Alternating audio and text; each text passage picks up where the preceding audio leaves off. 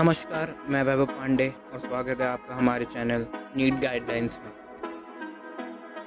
Medical world की सारी information के लिए हमारे चैनल को लाइक एंड सब्सक्राइब करें।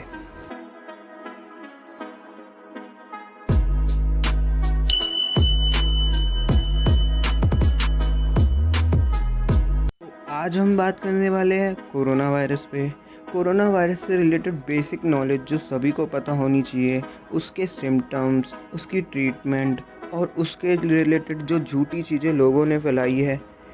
चलिए शुरू करते हैं, वीडियो को एंड तक देखिएगा।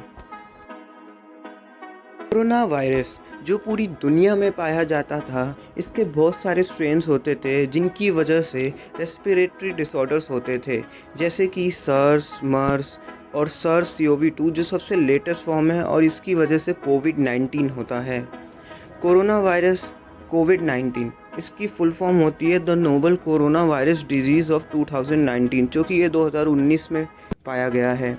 सबसे पहले ये चाइना की वुहान सिटी में पाया गया था और वहाँ से पूरी दुनिया में फैल गया और अब पेंडेमिक बन चुका है। Symptoms of corona virus. तो कोरोना वायरस के सिम्टम्स अभी तक वेल डिफाइन नहीं हो पाए हैं। मेजॉरिटी लोगों में सिम्टम्स दिखते हैं, बट कुछ लोगों में सिम्टम्स दिखते भी नहीं।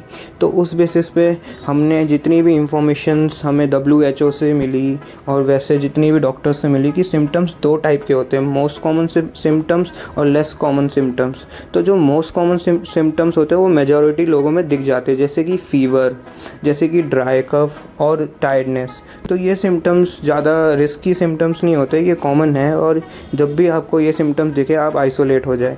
और लेस कॉमन सिम्टम्स होते हैं जैसे कि pain in joints and body parts, और होते हैं आपके जैसे एक्ने ज़्यादा होने लग जाए आपको, हद से ज़्यादा, और हो जाएगा डायरिया होने से भी आपको रिस्क है, और साथ के साथ हेडेक, सीवियर हेडेक, जिसकी वजह से आपको पेन होगा दिन भर, एंजाइटी इश्यूज़ बढ़ सकते हैं, loss of taste and smell, ये एक नया सिम्टम है जो पाया गया है, और रैशेस। ये दो सिम्टम्स ऐसे हैं जो नए हैं और जो अभी रिसेंट स्टडीज़ में पाए गए हैं। तो ये चीज़ें, जितने भी सिम्टम्स हैं लेस कॉमन सिम्टम्स, इनके जैसे ही आपको पता चले कि ये सिम्टम्स आप में शो हो रहे हैं, आपको तुरंत एक डॉक्टर की ज़रूरत है, क्योंकि इस चीज़ों में, क्योंकि ये चीज़ के टाइम आप आइसोलेट नहीं हो सकते। और सबसे ख़तरनाक चीज़ होती है शॉर्टनिंग ऑफ ब्रीथ। अगर आपको सांस लेने में दिक्कत हो रही है तो तुरंत अपने आसपास के कोविड-19 सेंटर में जाके एडमिट हो जाए, जो कि आगे जाके चीज़ें और बिगड़नी है। फिर आपको निमोनिया हो सकता है, आपको सांस लेने में और दिक्कत होगी, फिर आपको ऑक्सीजन की ज़रूरत पड़ेगी। तो इस चीज़ से पहले ही आग्रह रहे और ध्यान रखें। Testing for covid disease.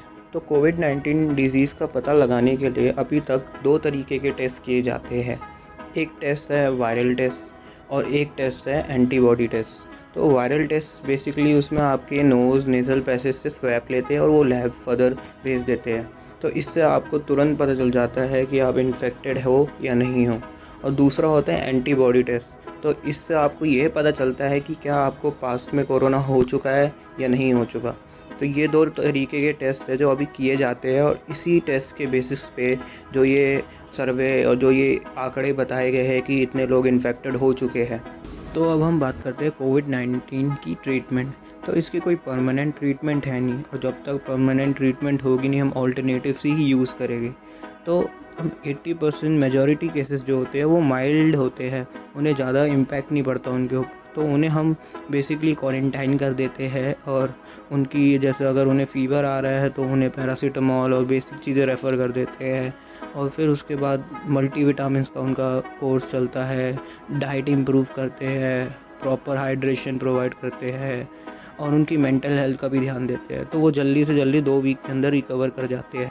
तो अब हम बात करने वाले हैं उन लोगों की जिनको कोविड-19 से ख़तरा है, जैसे कि सीनियर सिटीजन हमारे देश के, और वो लोग जो स्मोकर्स है या कोई भी तरीके का ड्रग्स यूज़ करते हैं।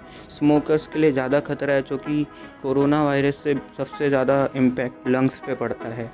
और उन लोगों की बात करते हैं जिन्हें कोई पास्ट हिस्ट्री हो किसी तरीके की बीमारी की, जैसे कि डायबिटीज़, हाई कोलेस्ट्रॉल, बीपी। तो इन लोगों को ज़्यादा से ज़्यादा खतरा है कोरोना से।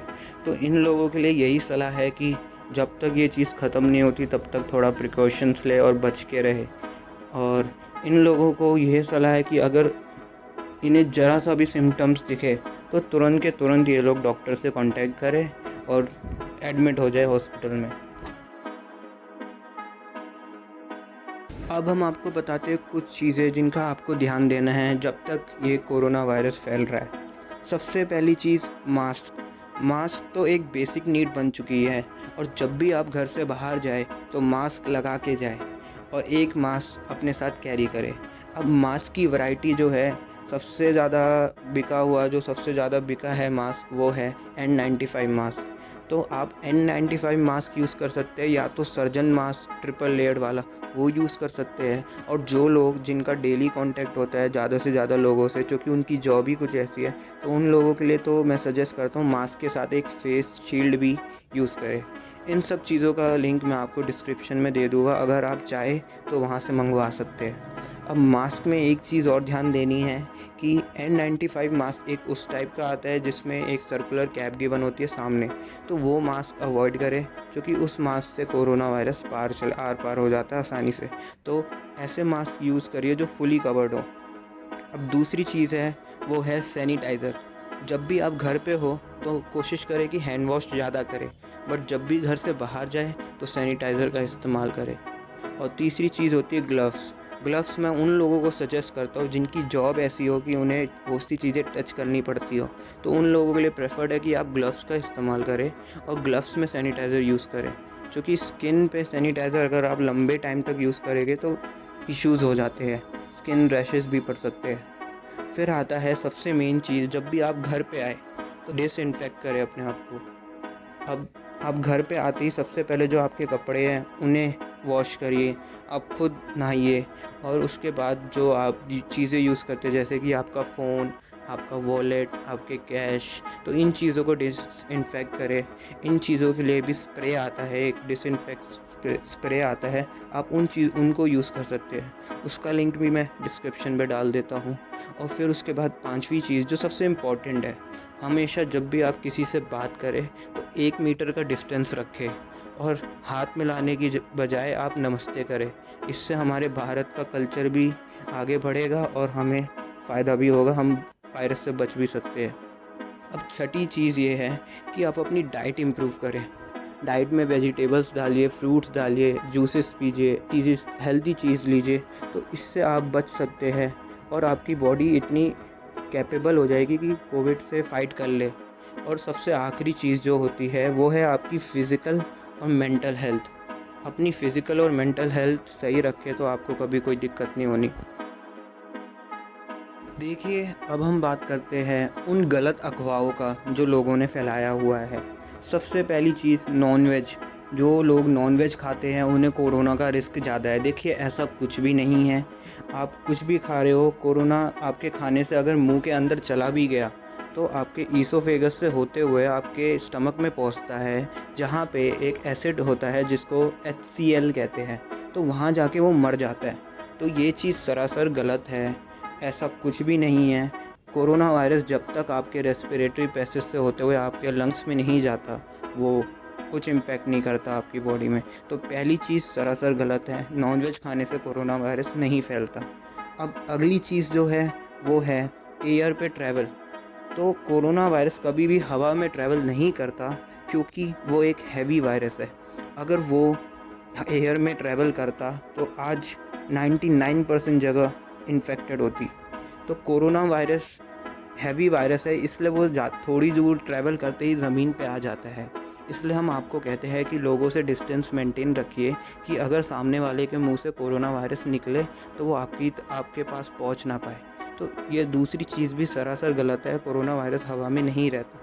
चौथी चीज़, लोग बोलते हैं कि कोरोना वायरस की वैक्सीन आ गई, इन्फ्लुएंज़ा की वैक्सीन हेल्प कर रही है कोरोना पेशेंट को ट्रीट करने में, और भी चीज़ें बोलते हैं आप ये खाइए आपको कोरोना वायरस नहीं पकड़ेगा, आप आयुर्वेदिक प्रोडक्ट लीजिए, बट वो 100% क्योर नहीं है। ये मत सोचिए कि उन आयुर्वेदिक चीज़ें लेने से आपको कोरोना वायरस नहीं आएगा आपकी बॉडी में, तो ये चीज़ भी गलत है। अब चौथी चीज़ जो आती है वो है धर्म। आपको बहुत से लोग मिलेंगे जो लोग धर्म और वायरस इन दोनों को एक साथ लिंक करेंगे, बट ये दोनों चीज़ अलग है। धर्म आपकी अलग चीज़ है, वायरस आपका अलग है। आपको पूजा करनी है, आप पूजा करिए, पर डिस्टेंस और प्रिकॉशंस ये दोनों लेकर करें।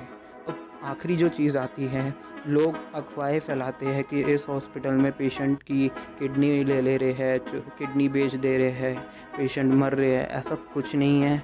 आप अपनी सरकार पर भरोसा रखिए, आप डॉक्टर्स पे भरोसा रखिए, सब कुछ सही हो जाएगा। ऐसे हुआ तो देश का हाल और ख़राब होगा। कोरोना के खिलाफ लड़ने के लिए सबसे ज़रूरी चीज़ है आपके इम्यून सिस्टम का स्ट्रॉन्ग होना। तो जितना ज़्यादा आपका इम्यून सिस्टम स्ट्रॉन्ग होगा उतनी बढ़िया चीज़ है आपके लिए। तो हम आगे एक वीडियो लाएंगे जिसमें हम आपको ये बताएंगे कि इम्यून सिस्टम को स्ट्रॉन्ग कैसे करते हैं। Thank you everyone for watching.